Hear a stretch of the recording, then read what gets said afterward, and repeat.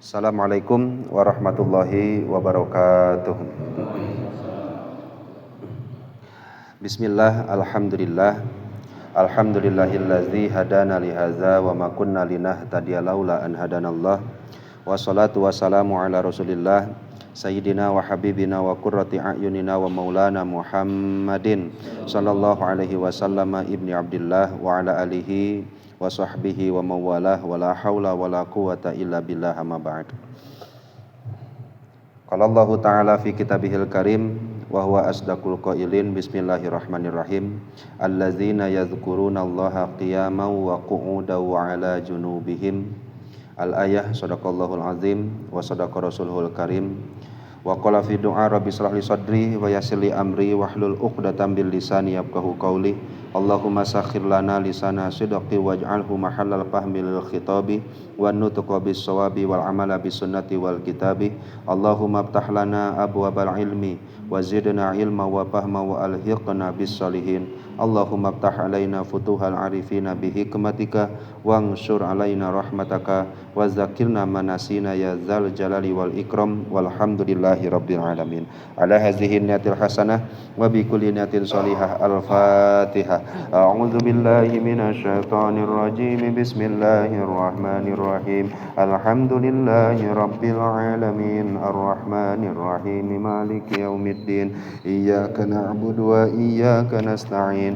Ihdinas siratal mustaqim. Siratal ladzina an'amta 'alaihim ghairil maghdubi 'alaihim waladdallin.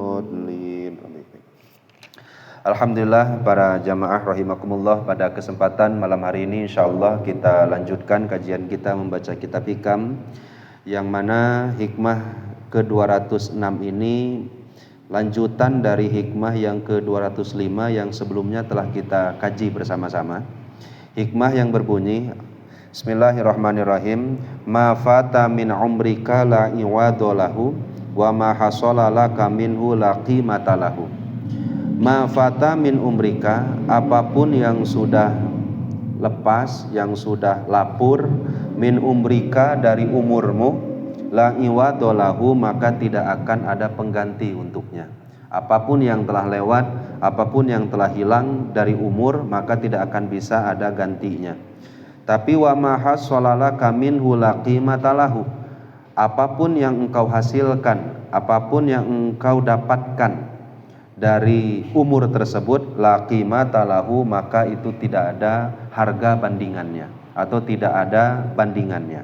Nah, ini hikmah yang insyaallah coba kita akan bacakan syarahnya, yang mudah-mudahan tentu menjadi motivasi bagi kita agar senantiasa mengisi setiap waktu yang kita lalui untuk beribadah kepada Allah Subhanahu wa taala, tentu dengan qad alima kullu unasim masyrabahum, sesuai dengan kadarnya masing-masing ya Pak.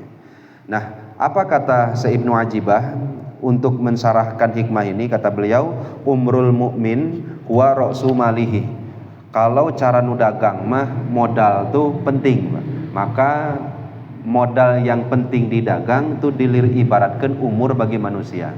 Artinya umur manusia itu seperti modal, yang mana dengan modal tersebut fihi ribhuhu wa khusranuhu.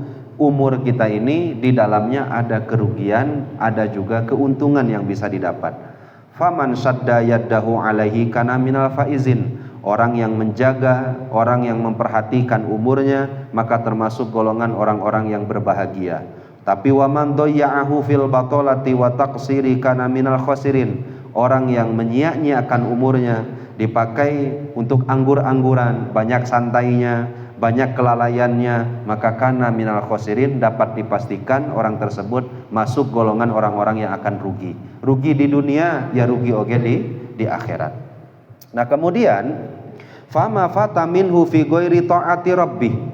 Setiap umur yang kita lalui, setiap detik yang dilalui, menit yang dilalui, jam yang dilalui, yang hilang tanpa ada taat di dalamnya, aya ibadah di dalamnya, walaupun gak maksiat ya Pak, komo-komo maksiat. Nah, ini setiap umur yang kita lewati yang gak ada nilai ibadah sama sekali, la iwadolahu maka tidak akan bisa diganti. Kenapa? Izma zahaba la yarji'u abadan. Setiap yang telah lalu, setiap yang telah hilang, gak akan pernah kembali lagi. Itu selamanya, abadan selamanya. Nah ini salah satu pesan dan wasiat dari Rasulullah SAW. Kata Rasul, ightanim khomsan qabla khomsin. Dan salah satunya adalah tentang betapa pentingnya seseorang menjaga waktu.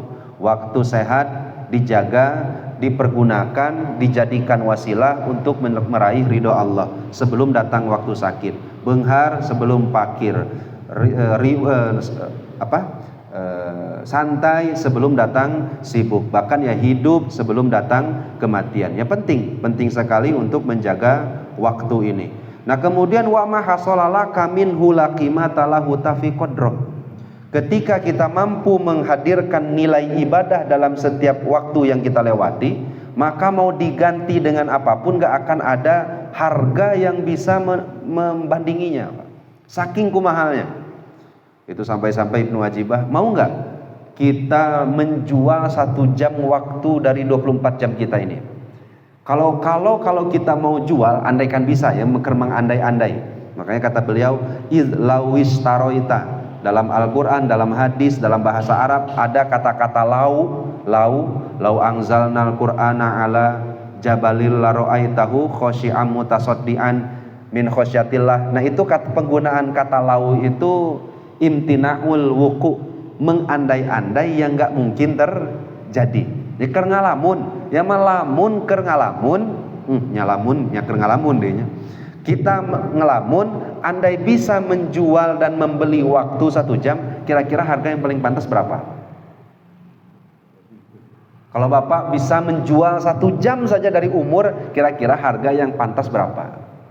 Nah ditawarkan oleh Ibnu Ajibah, kata beliau, bimil il ardi zahaban, kumaha lamun sepenuhnya bumi tapi berupa emas. Kira-kira cukup nggak Pak? Sepenuhnya bumi, lain 74 kilo meletik kene ya Pak. Ini sepenuhnya bumi emas kabeh. Kabayang, sepenuhnya bumi emas kabeh. Kira-kira membeli 1 jam waktu cukup nggak Pak? Nah kata beliau nggak akan cukup, nggak akan mungkin sampai ke waktu, sampai ke harga hakikinya. Kenapa? Karena dengan 1 jam yang Bapak jual, ketika digunakan untuk berzikir kepada Allah, itu mampu membeli kenikmatan yang abadi. 1 jam yang diisi dengan ibadah, diisi dengan berzikir kepada Allah, ulah waka sholat, ulah waka puasa, ulah waka ibadah-ibadah yang berat, dizikirkan saja 1 jam zikir, maka dengan itu tanalu bizalika mulkan kabiro, akan bisa meraih kerajaan yang besar nanti di akhirat dengan 1 jam. Kemudian wa na'iman muqiman, kenikmatan yang abadi dengan 1 jam. Jadi 1 jam yang diisi dengan berzikir itu bisa menghasilkan 1 kerajaan nanti di surga yang besar, yang bahkan pernah disampaikan oleh malaikat Jibril kan Pak, ketika ditanya oleh Rasulullah, malaikat Jibril, kira-kira engke lamun rumahnya orang-orang awam masuk surga kumaha? Dalam surah Al-Waqiah itu kan ashabul yamin sama muqarrabin. Ashabul yamin we heula, untuk yang awam saja kalau ada burung yang cepat terbangnya, nah itu butuh 40 hari dari patok luar sampai ke pintu rumahnya, dari pagar sampai ke pintu rumahnya itu butuh diterbangi 40 hari. Kira-kira manuk nupang cepet-cepetna hiberna naon? Helang. Nah, elang kalau hiber 40 hari kira-kira seberapa kilo Pak? Bisa didapatkan. Nah, selega itulah awam mukminin rumahnya nanti di surga. Akhirnya saking penasarannya Rasulullah, ari rumahnya dan tanahnya Abu Bakar kumaha? Maka kata malaikat Jibril, tirtu sanata ini, saya hiber 2 tahun, can nepi acan can katingali rumahna. Malaikat Jibril udah hiber dari pagar menuju rumahnya. Nah rumahnya itu belum kelihatan. Nah, itu bisa dihasilkan dengan apa? Dihasilkan dengan 1 jam yang diisi dengan zikir kepada Allah. Nah kira-kira kalau 1 jam dibeli dengan emas sepenuhnya bumi, kira-kira udah cukup belum Pak harganya? Udah sebanding belum harganya Pak?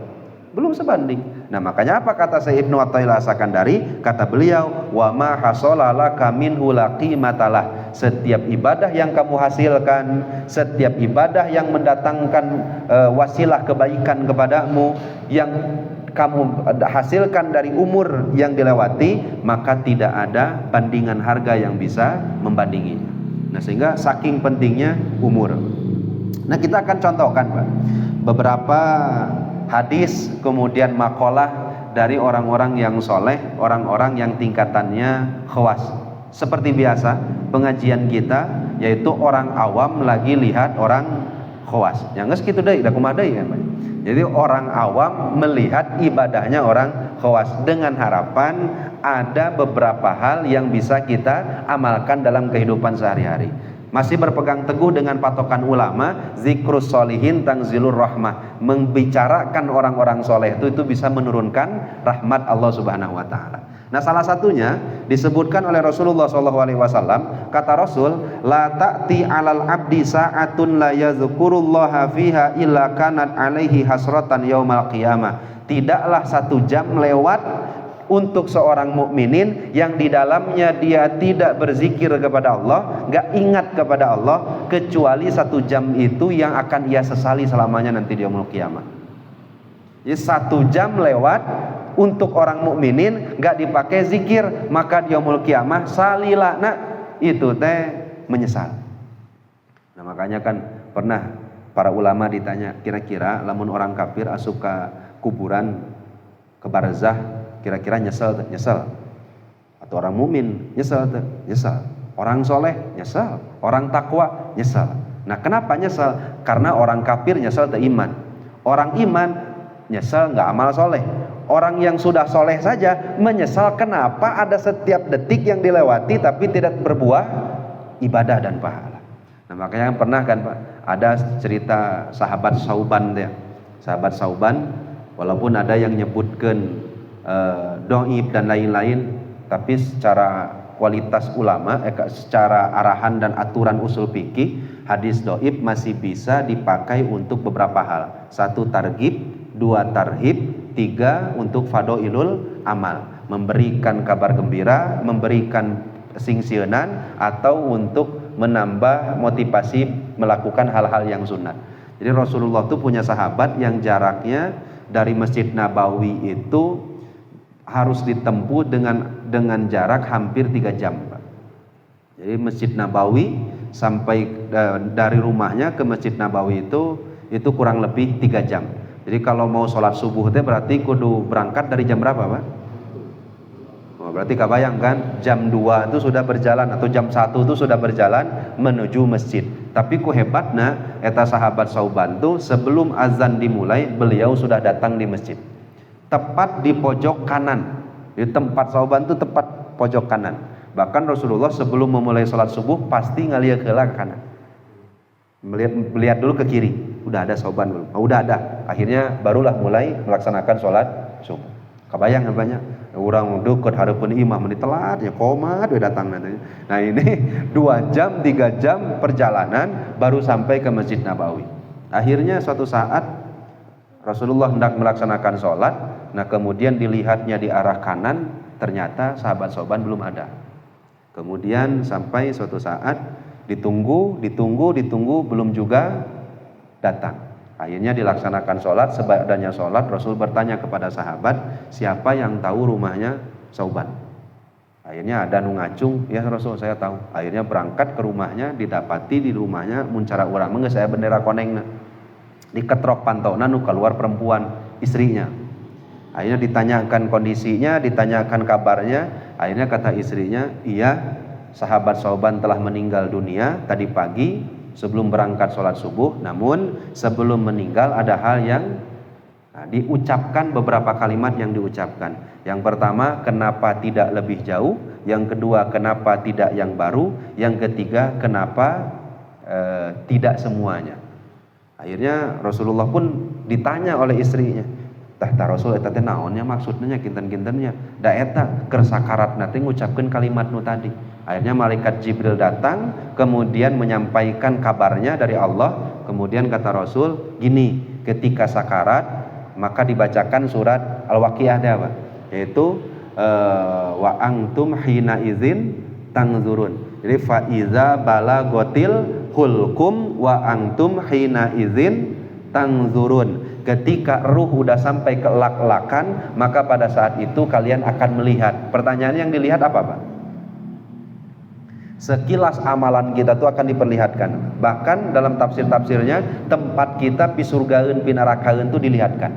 Makanya kenapa orang-orang soleh ketika meninggal sakaratul maut kemudian ada yang tersenyum? Kan aneh, Pak. Ongko cenah sakaratul maut tuh ada yang menggambarkan seperti domba keur hirup kene dikuliti, berarti nyeri, Pak. Boro-boro dikuliti kebeset we tadi ku peso nyerina ke ayeuna. Ya, dikuliti hidup-hidup, berarti kan nyerina luar biasa. Tapi kenapa bisa senyum? Ternyata itu sama gambarannya. Kalau guru saya itu beri gambarannya kayak gini, bapak lagi sakit gigi kemudian ada SMS masuk, isi SMS-nya 100 juta udah masuk ke rekening. Kira-kira nyeri huntuna karasa keneh teu? Kira-kira yang itu yang sakit giginya masih nyut-nyudan tuh, Pak? Ya masih, tapi karasa ente. Kenapa teu karasa? Katutup ku kabunga. Terus ya banyak. Jadi ada masa di mana sakit itu ada rasanya, perihnya, tapi katutup ku kabunga. Sama seperti wanita-wanita Mesir yang jadi selir-selirnya raja, ratu-ratunya raja. Ketika mereka ngebeset tangan sendiri, Nabi Yusuf liwat. Nabi Yusuf yang liwat gantengnya luar biasa, besetannya jadi teu karasa. Kenapa? Nyeri na ieu katutup ku bungahna ieu. Bisa dipaham ya banyak. Jadi nyeri na katutup ku bungah. Nah itu pun yang dirasakan oleh mukmin dan insyaallah kita semua banyak. Yang mukmin yang ketika melewati sakaratul maut, dicabut nyawa teh nyeri, tapi ketika dicabut nyawa, ku Allah diperlihatkan rumah Bapak di surga di mana. Tah ieu tah komplekna orang-orang Al-Fatmah belah dieu. Nah ieu komplekna Pak RW belah dieu. Nah ieu Pak RT na, nah ieu DKM na, sapapai hiji-hiji. Akhirnya ketika kita merasakan sakaratul maut itu sakit? Enggak. Kenapa enggak sakit? Katutup ku kabungah ningali pi tempateun ge di surganya di mana. Nah, bahkan kata Rasulullah, sahabat Sauban ini diperlihatkan besarnya pahala langkah menuju masjid. Makanya ketika sakaratul maut teh, kenapa tidak lebih jauh? Kabayang ya banyak. Kenapa tidak lebih jauh? Nah sigana bapak mangke ke sakaratul maut, nah hate ka Cimahi. Nah hate ka alun-alun Bandung salat subuh teh berjamaah teh. Ya kenapa? Karena ya kabayang nu 3 jam wae masih ngomong kenapa tidak lebih jauh. Akhirnya pada suatu saat musim dingin, beliau pergi ke Masjid Nabawi memakai dua jaket, Pak. Jaket yang dipakai itu yang baru di dalam, yang bagus di dalam, yang sudah lama di luar. Kemudian didapati di tengah jalan ada orang yang kedinginan, kelaparan. Nah, akhirnya inisiatiflah berbaik hati, beliau melepaskan jaketnya. Kan ada 2 teh, Pak. Aya anu weuteuh, anu baru, aya anu lama. Nah, kalau Bapak posisi sahabat Sauban, yang dikasih yang mana? Ya saleuheung masih dikasih nu pahaya kan liwat we da tiris. Nah, akhirnya dikasihlah yang lama. Dan pahalanya menolong orang yang lagi kesusahan teh besarna minta ampun. Akhirnya pada saat itu dilihatkan pahalanya oleh Allah. Apa yang terjadi? Kata sahabat Sauban, "Naha teu nu baru. Kenapa enggak yang baru hari teh?" Dan terakhir pergi subuh biasa sok mekel sarapan. Pada saat itu mekel roti. Kelaparannya, kedinginan, jaket udah dikasih, akhirnya rotinya dibagi 2. Ker sahabat sorban hiji, ker anjeuna nu kelaparan setengahnya. Akhirnya dilihatkan pahalanya oleh Allah. Akhirnya ketika sakaratul maut ngecap kalimat yang terucap adalah kenapa tidak semuanya. Nah itulah yang terjadi ketika seseorang amal soleh wae masih ada kaduhungna atau komo teu amal soleh. Nah makanya kan kabayang kan Rasul nyebutkan barang siapa yang didatang melewati 1 jam, yang 1 jam tersebut tidak ada zikir kepada Allah, maka itu akan menjadi penyesalan selamanya di yaumul qiyamah. Nauzubillah, summa nauzubillah min dzalik. Bahkan lebih hebat dari itu. Ada suatu saat Sayyidina Ali bicara ke istrinya Siti Fatimah. Kata Sayyidina Ali, "Wahai Fatimah binti Rasulillah, putrinya Rasulullah, iza sona'ti to'aman, kalau masak pamayyihi, maka kuahkeun." Ya kalau masak tuh kuahkeun. Akhirnya kan ditanya, nah kenapa Kang mun masak kudu kuah wae? Fa inna bainal ma'i wal yabis khamsina tasbihatan, karena terhitung bagiku ngabiskeun nu kuah jeung nu teu kuahan ada 50 tasbih yang kelewat. Jadi waktu jeung ngabiskeun, pamana Bapak ngabiskeun nu kuahan mah butuh 1 menit, sedangkan ngabis yang gak kuahan mah butuh 2 menit. Nah 1 menit yang kelewat itu teh bisa dipakai 50 tasbih. Kabayang, da urang boro-boro mikir gitu. Oke mah pokokna mah kudu aya sayur, aya hayam, nu dipikiran urang kan nu kitu banyak. Yang dipikirkan oleh Sayyidina Ali, kalau masak mending aya kuah. Diringankan untuk dibasahkan makannya, karena makan basah itu cepat, maka tidak ada waktu yang terbuang, zikir lisannya tidak terbuang. Kenapa? Karena habis dengan makanan yang padat itu ada beberapa menit yang kalau dipakai tasbih bisa menghasilkan 50 kali tasbihan. Itu Sayyidina Ali.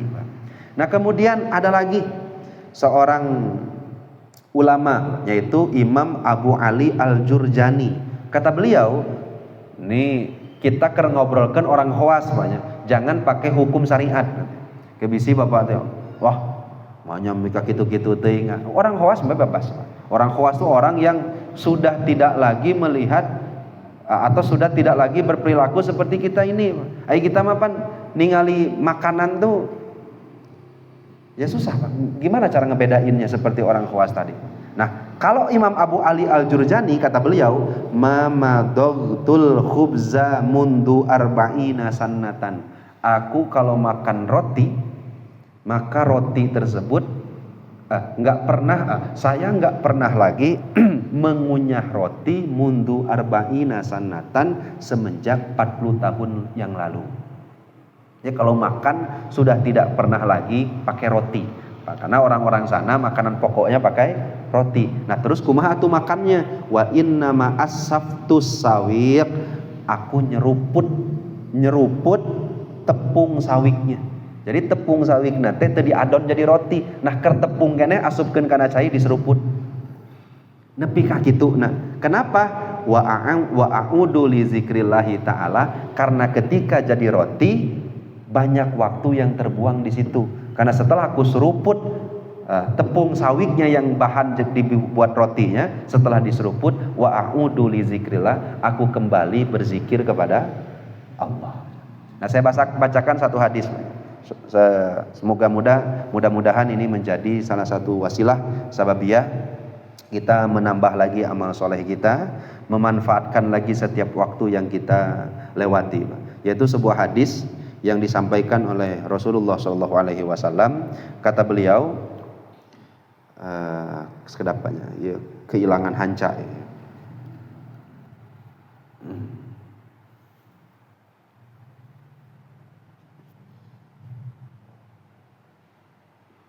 Waja'a bil khobar, ada sebuah keterangan yang datang dalam sebuah hadis, anna ahlal jannah, sesungguhnya ahli surga, bainama hum binaimihim, ketika lagi menikmati hidangan-hidangan yang ada di surga. Banyak hidangan-hidangan surga, tapi yang paling nikmat adalah bisa berkomunikasi, berinteraksi dengan Allah Subhanahu wa taala.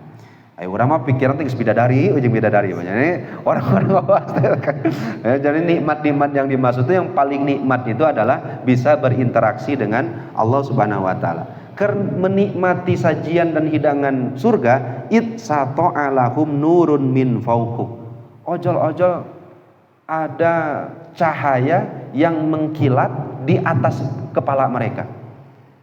Ada cahaya seperti halilintar yang mengkilat di atas kepala. yang bahkan cahaya tersebut adoat minhu manaziluhum, rumah-rumah mereka menjadi bersinar karena sebab cahaya tersebut. Kama tudi usam sali ahli dunia, seperti bersinarnya mencahayainya matahari untuk penduduk dunia. Payang duruna ilaihi, payang duruna ila rijalin min fauqihim ahli iliyin. Akhirnya ketika dilihat ternyata banyak laki-laki yang ada di atas mereka. Wih, geninganan ieu, lalaki ti marana ieu, awewe ti marana ieu teh.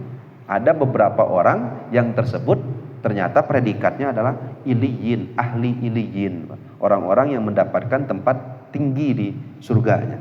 Kemudian mereka bertanya, orang-orang yang di bawah di surga kan ya, berarti surga itu ada kelasnya berarti kan, melihat khobar ini mama. Akhirnya mereka bertanya kepada orang-orang yang di atas itu, ma'an softumuna, kang ini tak adil atuh, tak adil kumanya teh, kang kunna nusolli kama tusallun, abdi sholat anjen ge sholat, atau kalian sholat kami ge kan sholat, kalian puasa kami puasa, kalian sedekah kami sedekah. Nah kunaon bisa jadi beda kieu?